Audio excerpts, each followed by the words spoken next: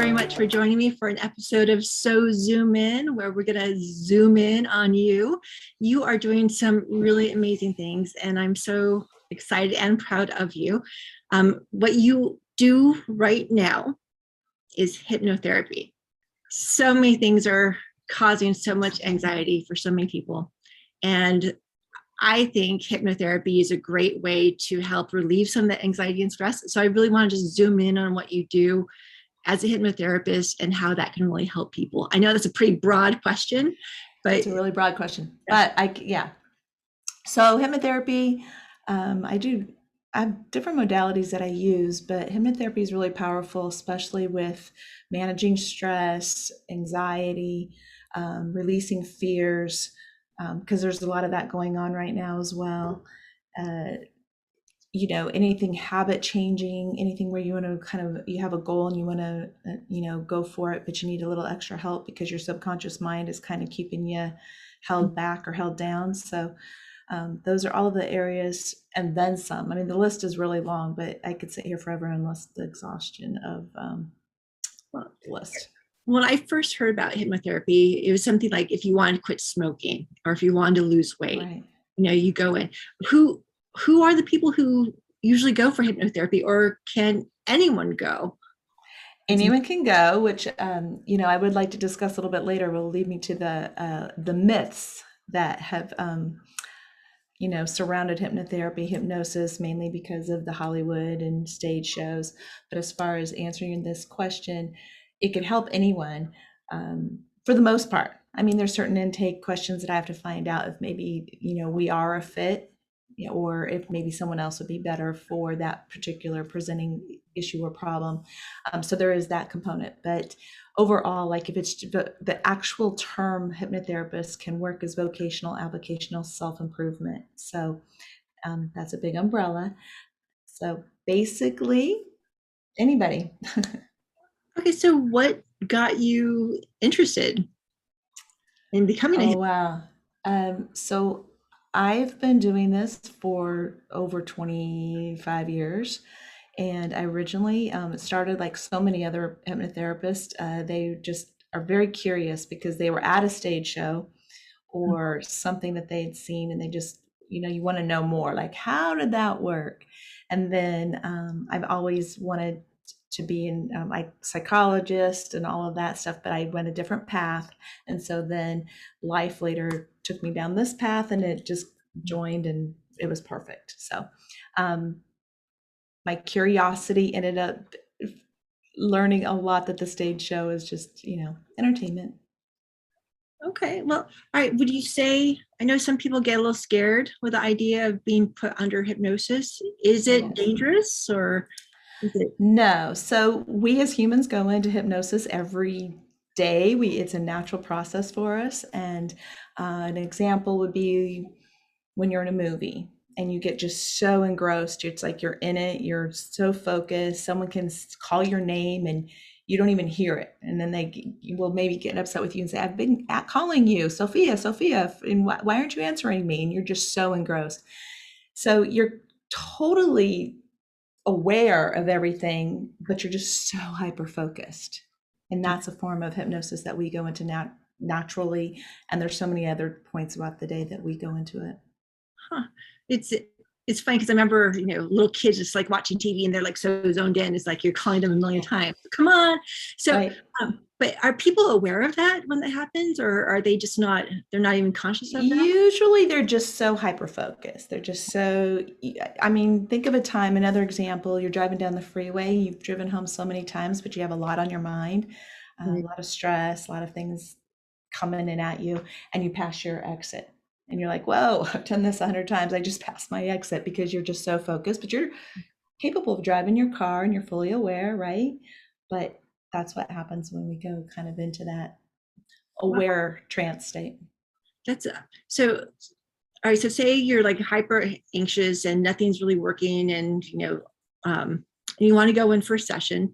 Can you go in for just one session, or does it have to be like multiple sessions, or how does that work? Absolutely. So the one thing about hypnotherapy is it's a quick turnover, because it's very effective. So for some people, it's very individualistic, obviously, for what they're coming in for, the presenting goal. So the one and done can happen more if it's just someone just needs to calm what I call the fire, the internal stress. And maybe that's all they need, or they come in for a specific habit and they're one of the individuals that can be done one and done. But typically 3 to 6 sessions is a kind of a common norm. So our goal is to, my goal is to make sure that you come in and you're successful and we're successful as a team for what you came in for. I'm not trying to keep you here in my chair for, a year or two. And that can vary. I mean, the subject matter can be anything.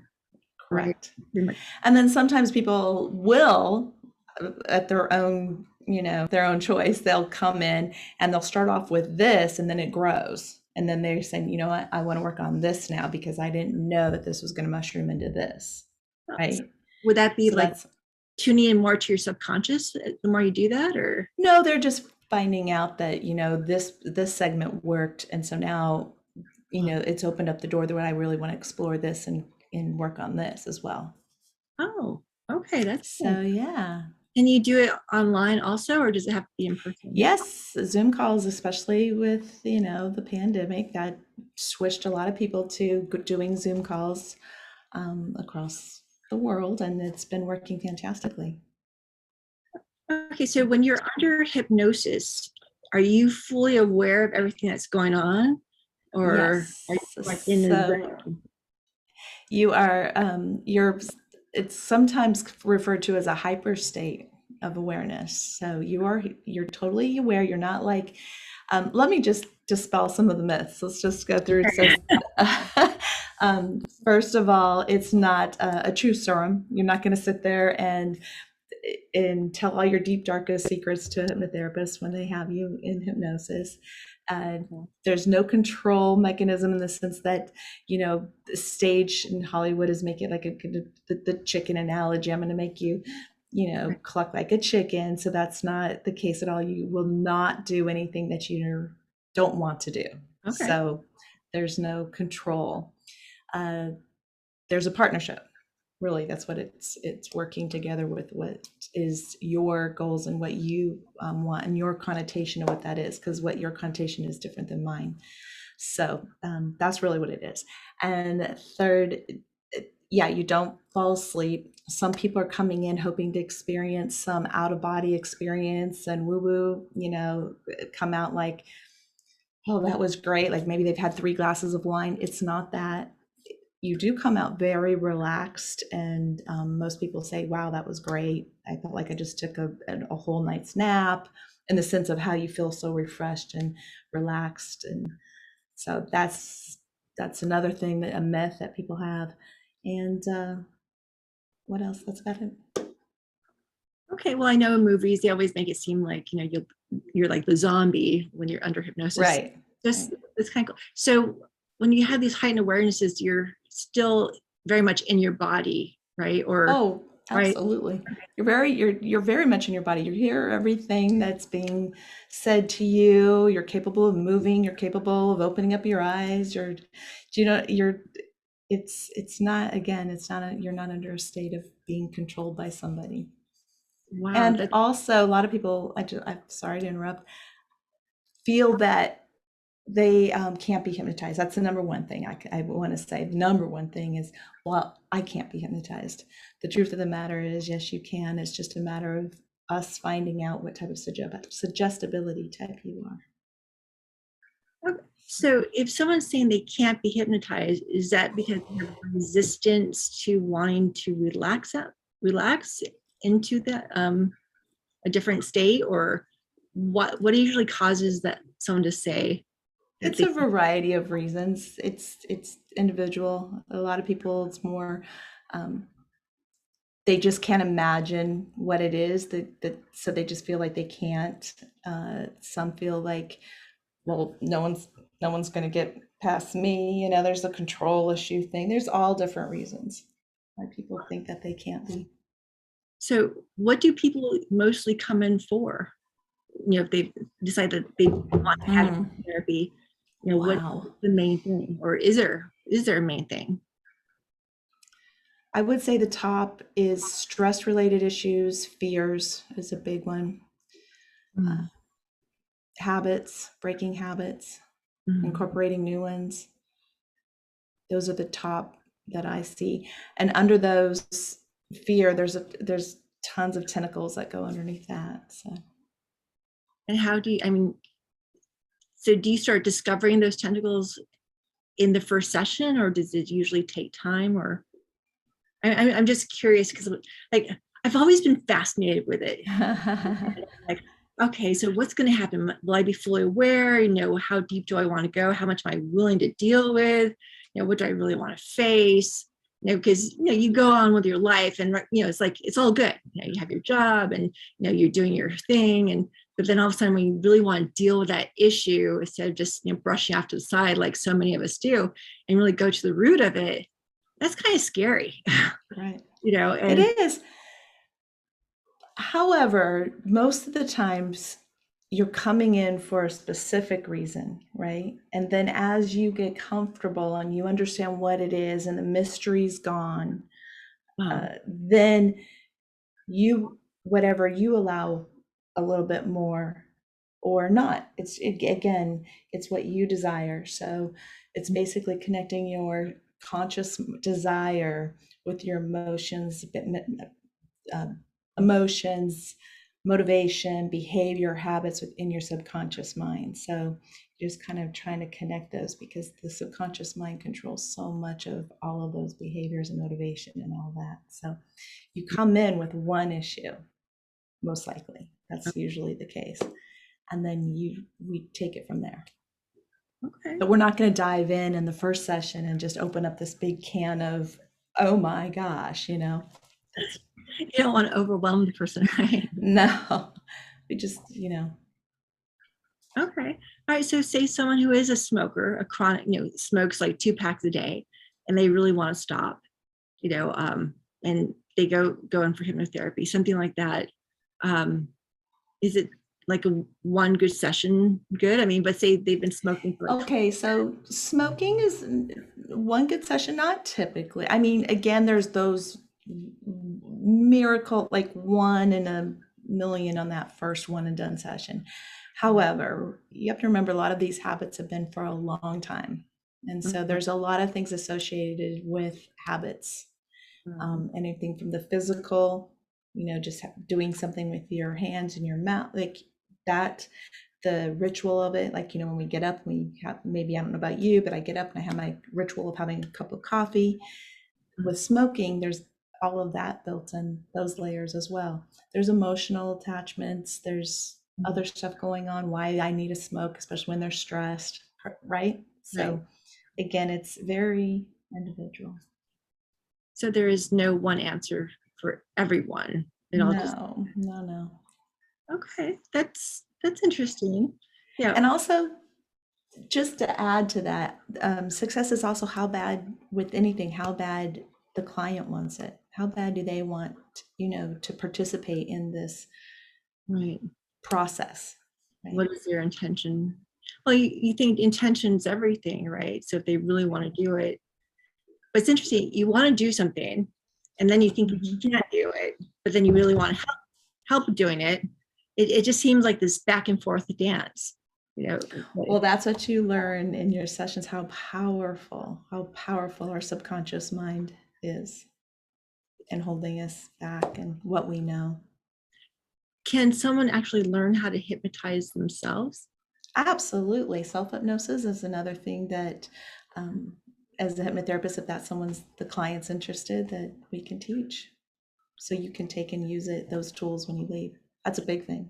So if someone goes to you, you kind of just help guide them along, or it's multiple modalities, because I also am really a big believer in journal workshops and writing, and a lot comes out with the pen, with the autonomic nervous system. It comes from a different part of the brain. different emotions come up, which is great. So it all depends on the client, what we're working on. That I'm really in about dream therapy. Mhm. That's another big thing that we work with, and venting, because the first several hours when you fall asleep, that's Ah, really your brain is just sorting out all the message units from the day. ooh, So mhm. everything that you've taken in is kind of incorporated in what you know from your past, and it kind of sorts through what's and mingles them into your brain like a filing cabinet. And then the last couple hours before you wake up are the venting dreams, and those are the ones where your mind, your brain is just trashing and venting negative emotions, feelings, behaviors, all in your symbolic way of thinking of them, not mine, yours.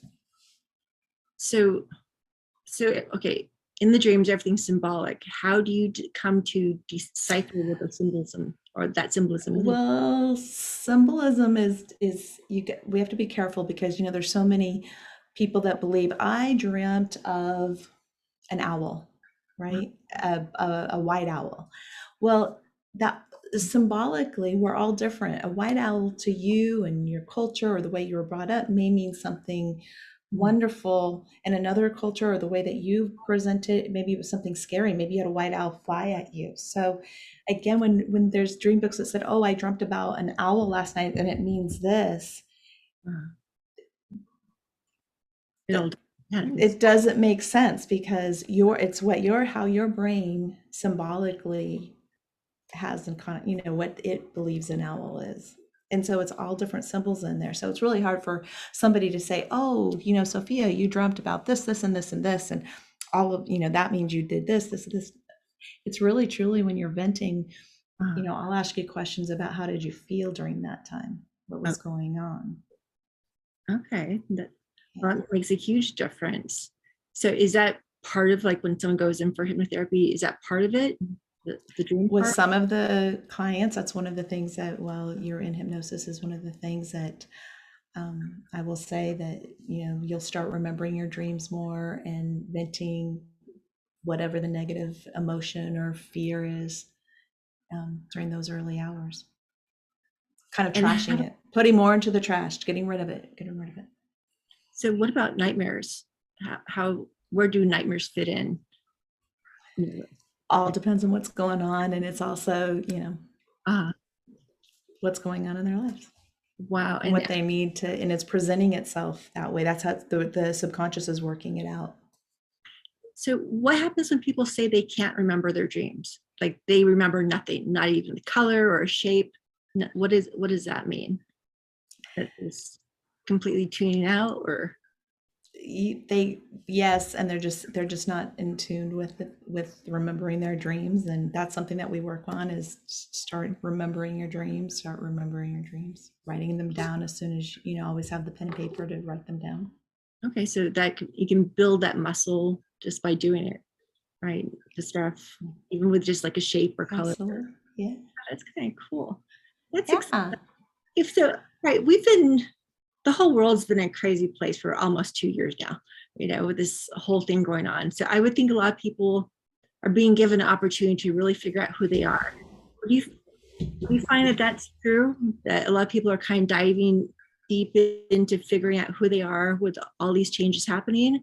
Or would you say that most people are, Well, most of the time when someone's coming to any type of a therapeutic, they're coming in because they have a specific purpose, right? That's what's they're having a purpose. They're not coming in to say, oh, well, I just want to learn more about myself.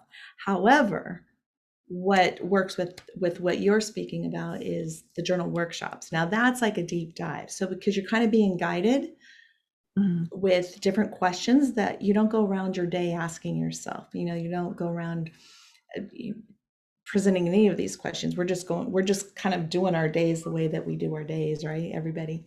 And so the guided journaling is a very insightful, very insightful.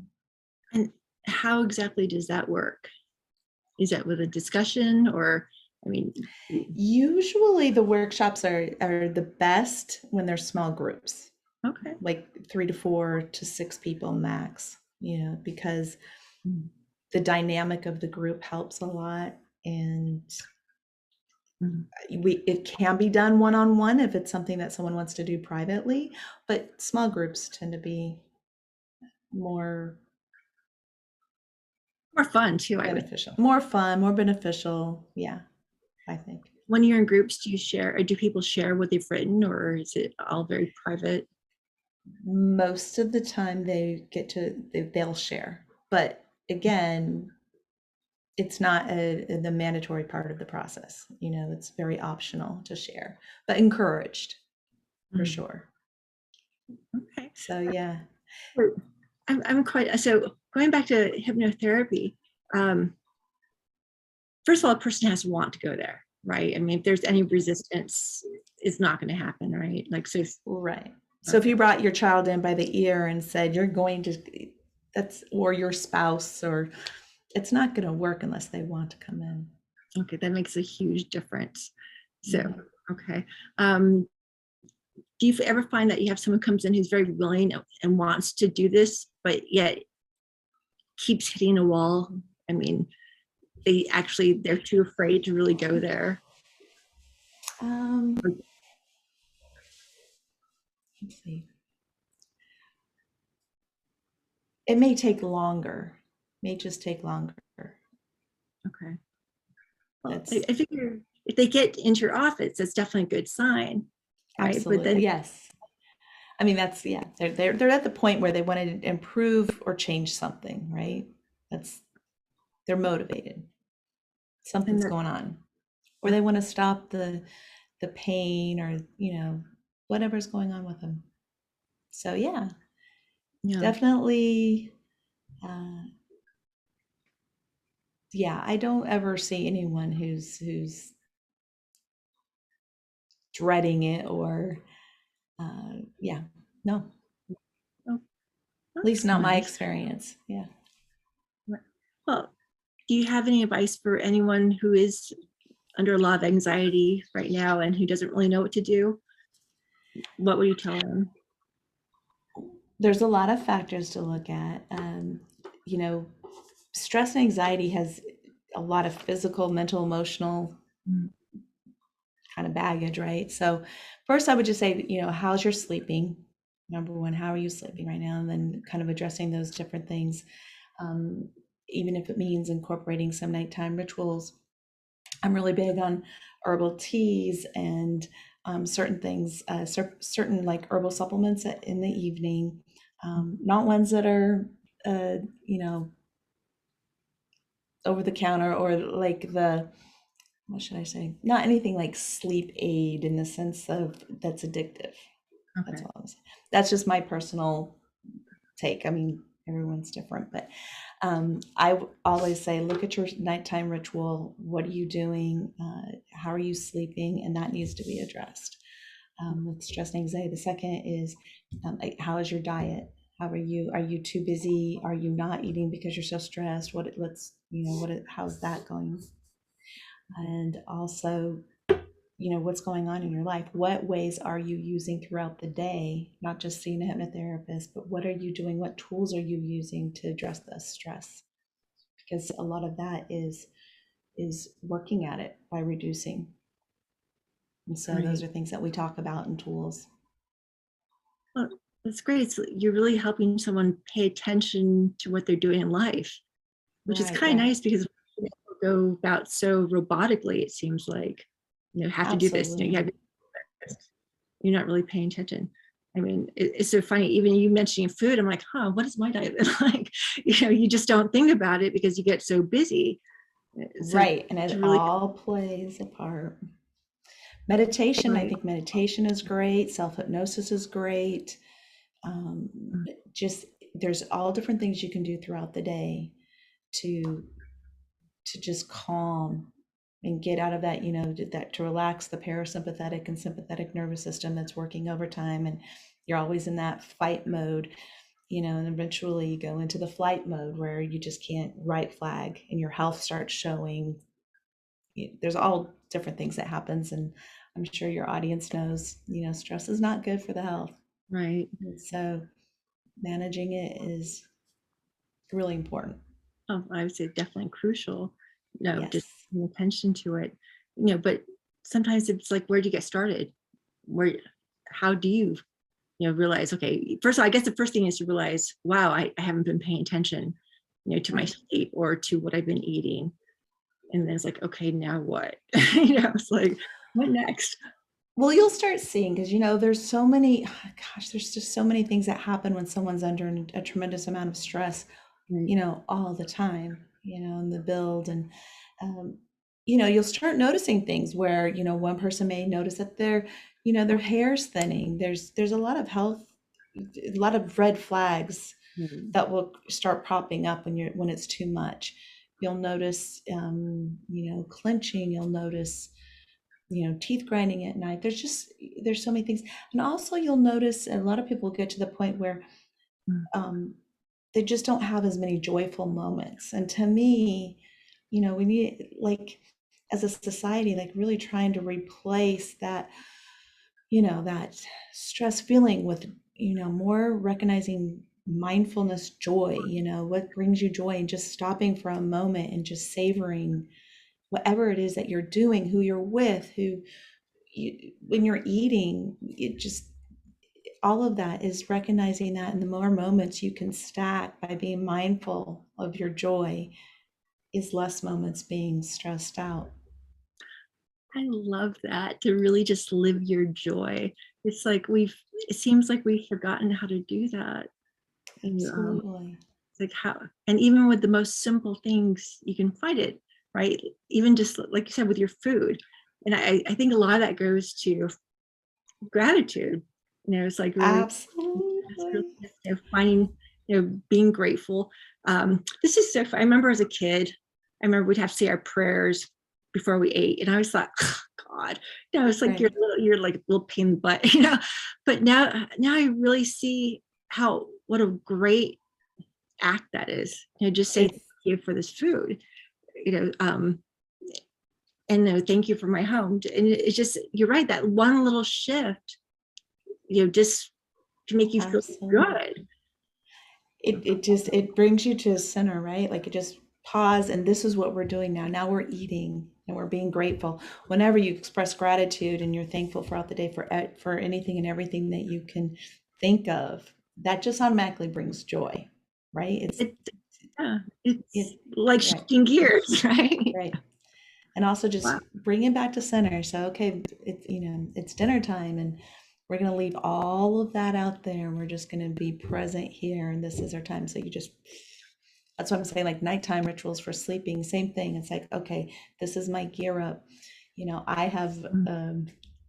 looking, I have an amazing, functional hot chocolate that I drink. It's healthy and it's made out of mushrooms and it's delicious.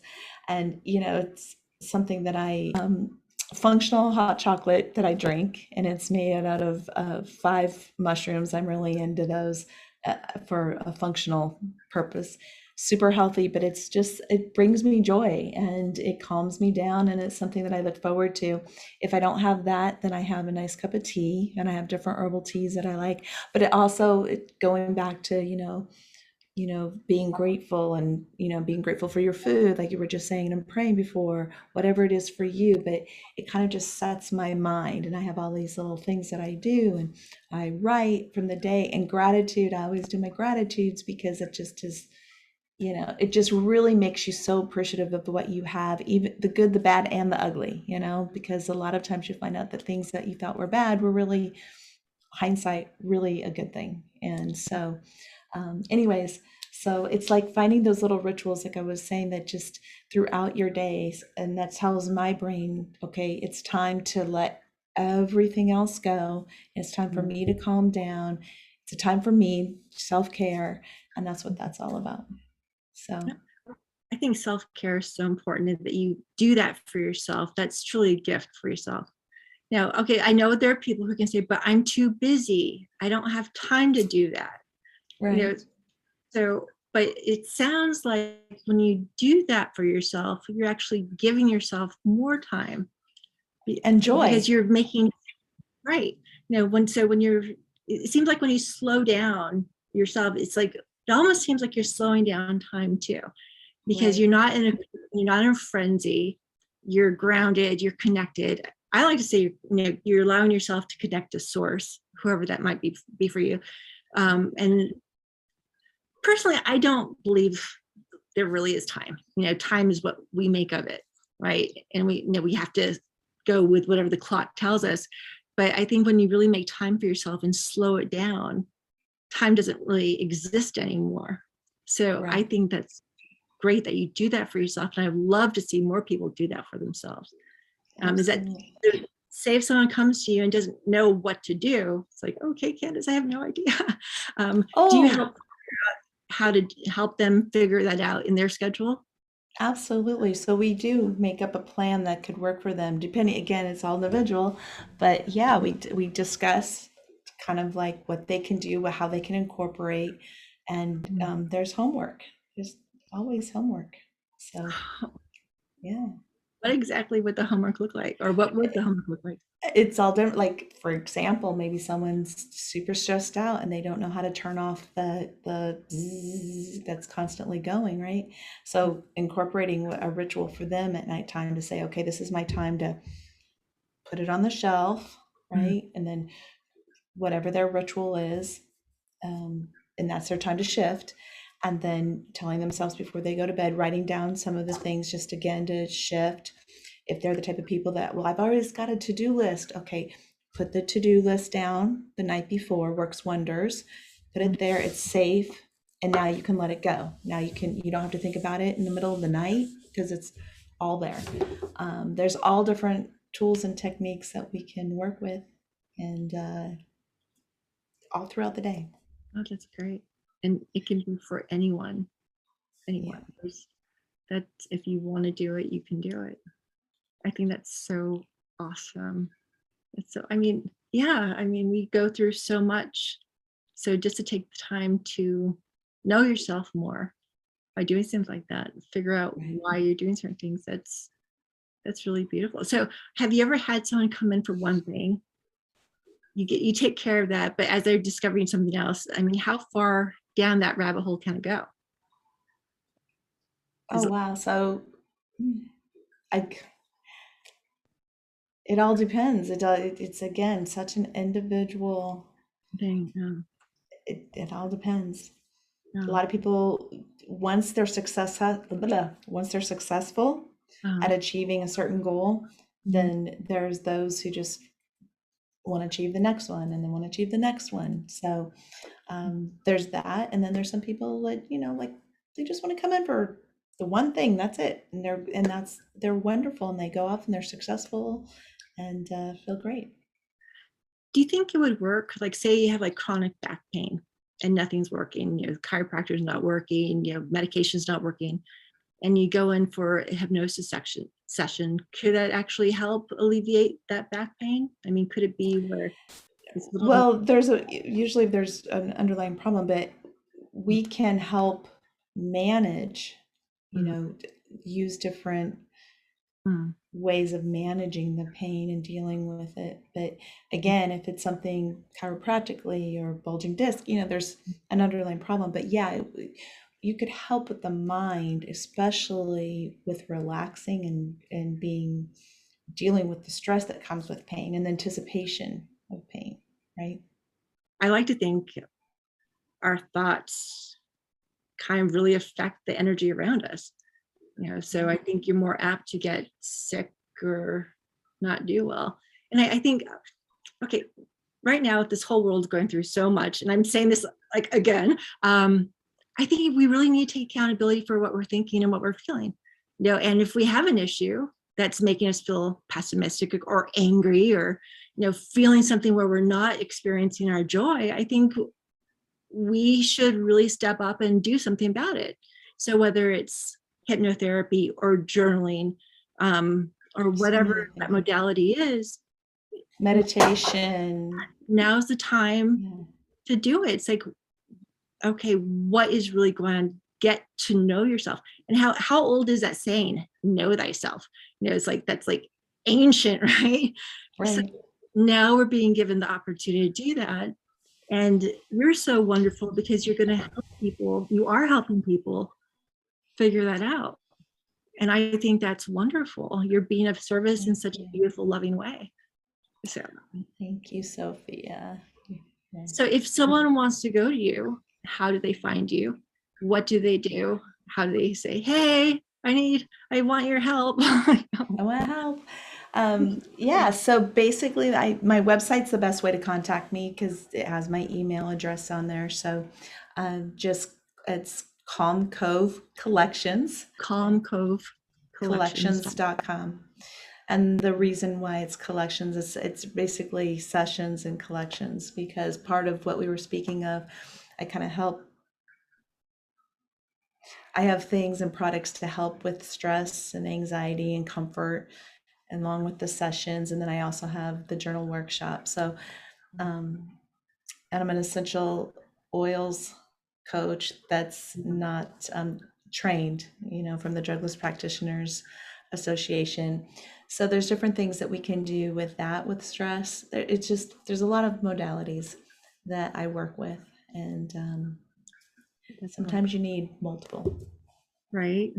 Okay, but So yeah, Candace at Calm Cove Collections is my direct email, and that's CANDACE. All right, I will definitely put that in the description. Okay, great. So, And yeah, that's probably the best way. And we can discuss what your needs are. And you do offer online services as well, like I do Zoom sessions. Yes. That's so cool. In this age, it's so nice to be able to reach out. I mean, someone across the country or even in a different continent could reach out to you. That's pretty awesome. Yeah, that's a joy. It is. It's a pretty amazing that we're capable of doing that these days. It's remarkable. But we still have to remember to stay grounded, stay focused, get off technology and go be out in nature every once in a while. Every once in a while, just a little bit. Absolutely, a big believer in that. Yeah. You have to disconnect. You can't always be plugged in. Right. I think people forget to find that balance. Everyone's like so pushed one way. It's like, okay, come back a little bit. Come back. Just a little bit. So I think, I think that when you start incorporating some of these, whether it be hypnotherapy or any of these tools, learn meditation, whenever you start becoming more mindful of what your needs are and you start feeling and experiencing it, you kind of want more of that. But when you're, get so on the hamster wheel, you kind of don't see anything past the wheel. You know what I'm saying? You just keep going and going. And so sometimes you just need another person to say, hey, look, this is what you can do to again, I'm going to say it over and over, calm the fire and bring more joy. Right. And then you're open to discovering so much more about yourself. Absolutely. Could someone reach out to you and say, I want to do something, I don't know what to do? I mean, would you have like a little consult to say, this is so better? Two ways of that this works. One, I'm going to, at the beginning of the year, start one, just a group one, and anybody can join in. It's going to be small though. I don't like anything over, like I said, 6 is my magic number. So I'll open it up kind of publicly for that in January. However, if say you were interested and you knew 2, 3 other people that were interested, you can get your own collective group, and then we can set aside a time to do a journal workshop. So that works as well. Sure. And it's fun. It's fun. And at the end of the day, you're like, wow. Right. And this is, self-discovery. And it's like, now's the time to do it. So I know you're a writer, so I know that it's a different place when someone's kind of giving you specific questions, right? And you can go out and maybe get a journal that's guided, but again, it's how committed are you to make the time on your own to just sit down and do it, right? Especially when we're talking about this world that we're living in. So when you actually commit yourself to a group of people, every, say, Tuesday night at 6 for 4 weeks or 6 weeks, then you know what, you go there, and then at the end of the 6 weeks, you're like, wow, look at what I've accomplished, right? Right. Yeah, that's And learned about myself. It's extremely insightful. That's wonderful. Well, I will definitely post all your information. I think Thank you're you. fabulous. I think anyone would have an amazing session with you. And Thank you. I'm like, yeah, this is so cool. And I've known you for a long time, which is so cool. And I've always admired you so much. So thank you. Oh, thank you, darling. I greatly Thank you. appreciate it, Candace. All right, well, have a wonderful afternoon, and I look forward to speaking with you again soon. You as well. Have a great day. Bye. Bye.